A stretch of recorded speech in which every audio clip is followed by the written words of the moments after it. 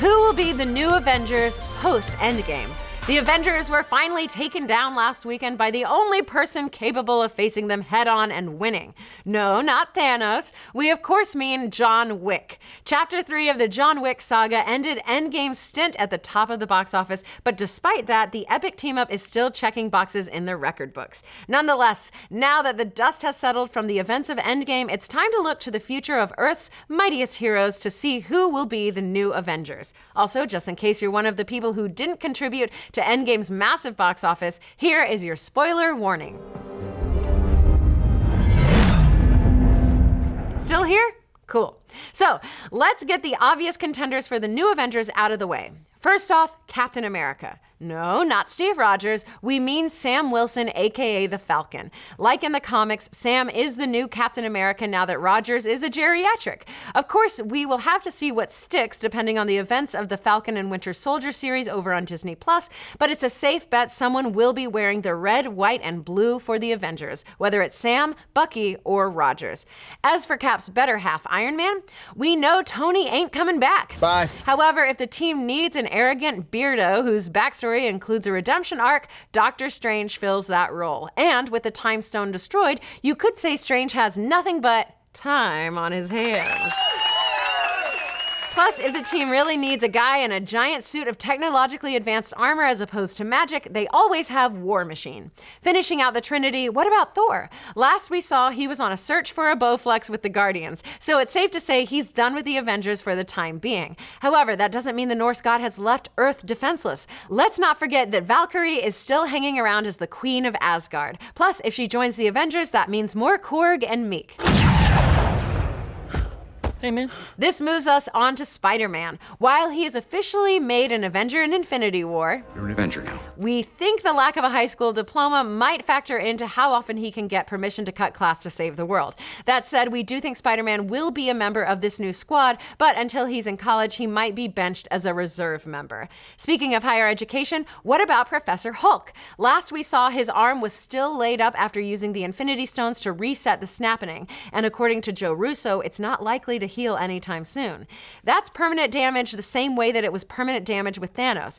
It's irreversible damage. His arm, if you noticed, is a lot skinnier, it's blackened, so he loses a lot of strength there. So it sounds like the injury is going to take Hulk out of the game for a bit, but that doesn't mean the same for Bruce. He may not have the brawn, but he does have the brain, and what better place for that than the guy in the chair helping call the shots and direct the squad. Guy in the chair. Next up, Hawkeye. We're leaning towards him being done. Oh, okay.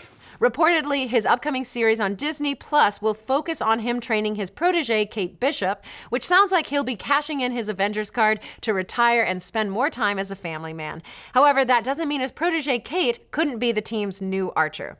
As for Scarlet Witch, we're not sure where she's going to land. We suspect that the events of her WandaVision series will play heavily into whether she's on the front line of the next alien invasion or if she's just hanging out on a beach with Vision.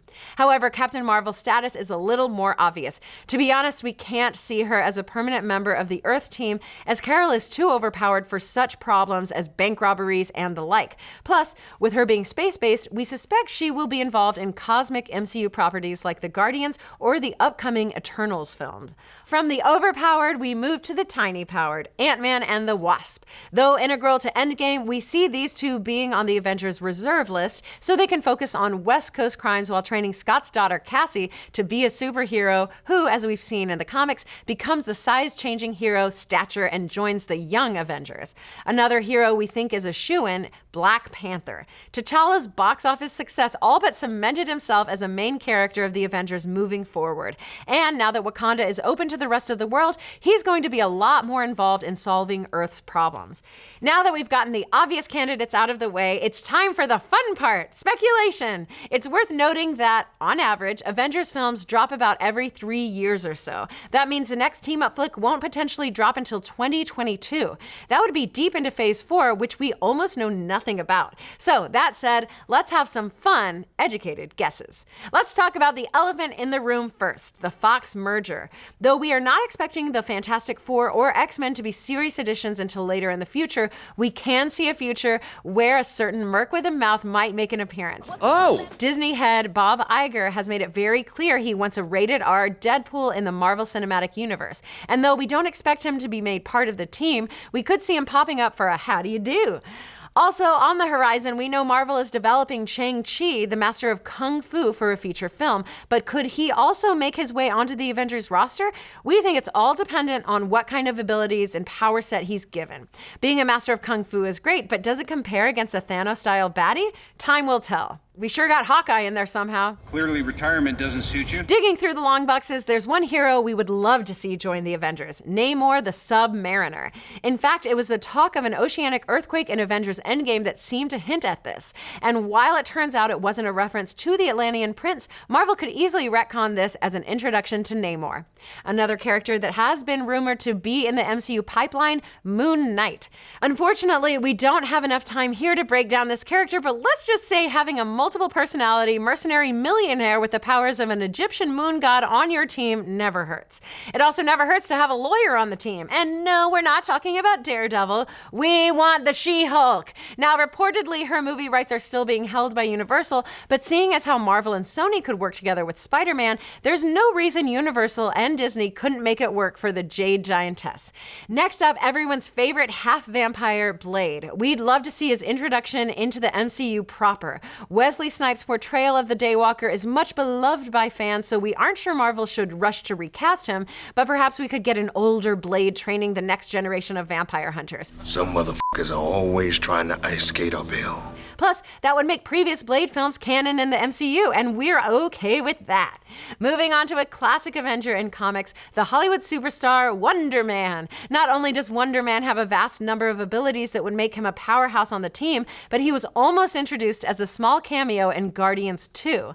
James Gunn confirmed that there was a small Easter egg of a poster for a fictional movie with Nathan Fillion as Simon Williams, aka Wonder Man, in a scene that was cut from the film. So having Wonder Man pop up in the near future doesn't seem that far-fetched, and Nathan Fillion would be perfect casting as the actor superhero. But if you're going to add Wonder Man, you must bring in his furry BFF, the Beast. Like Scarlet Witch and Quicksilver, Beast straddles the line of both the Avengers and X-Men circles, and while we know Feige isn't ready to bring in mutants just yet to the MCU, we hope he could find a way to make the buddy team happen. Hey, if he made it work for the Maximoffs without mentioning mutants, he can do the same for Hank McCoy. We've got one last pick to join the team. Ready? John Wick! Seriously, he did knock them off at the box office, so imagine if they teamed up together. Guys, unstoppable. Plus, if they can make Conan the Barbarian an Avenger, this is true, they could easily fold John Wick into the team. We're just kidding, but only kinda. Anyway, that's everyone we think could or should be a new Avenger as we head into Phase 4. Obviously, this is all going to change once we get an official slate, but for now, it's fun to speculate on what could be. But what do you folks think? Is there any deep-cut superheroes you want to join the new Avengers? Do you think we'll get an entirely new team? And just how is Howard the Duck gonna fit into all this? Let's discuss. Thanks for watching. Be sure to like, subscribe, and mash that little bell to get notified every time we drop a new show or video. And if you haven't caught our new show Because Space, then you can check out the first episode right now over on the Because Science channel. New episodes of Because Space are out Mondays.